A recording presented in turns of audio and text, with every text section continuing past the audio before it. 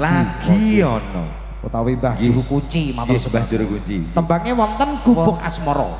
nggih Gubuk Asmara nggih mangga dipinakani monggo Bapak sedaya mawon semoga Bapak dipun aturi beksa sedanten mawon yo mangga niki bapakne metu kabeh makarjo beri didol sik Lolo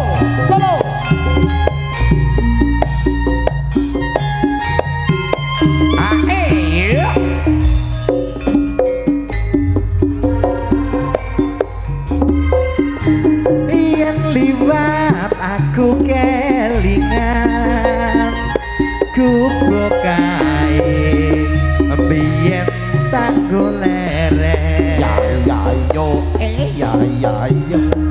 ing cagak kebak tulisan warna abang tondo isih prawan jenenge Gubuk Asmara biyen kae tak go andum tresno monggo para bapak ingkang ngersakaken beksa kula semanggaken tanpa bantal tanpa kosong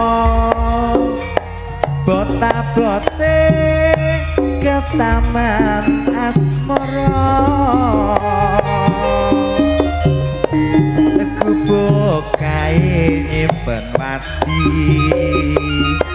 wiwit biyen tumekam saiki gubuk kae kebak crita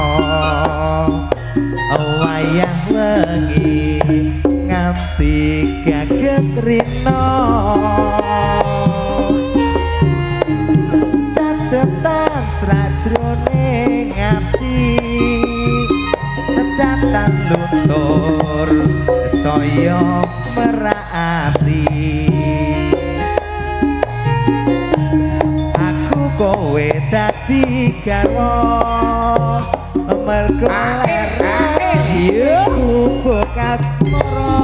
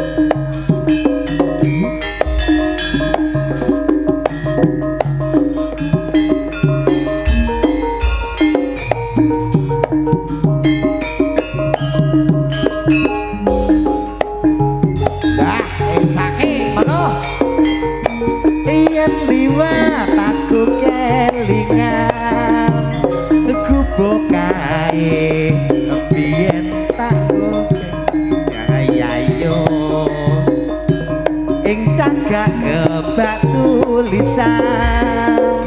warna abang tondo isih prawan jenenge Gubuk Asmara biyen kae tak andum tresno tanpa bantal tanpa kloso bota-bote ke taman asmara gubuk kae nyimpen wati wiwit biyen tumekan saiki gubuk kae kebak crita nganti kaget rino catetan sajroning ati datan luntur saya merati aku kowe dadi garwa mergo leren ing gubuk asmara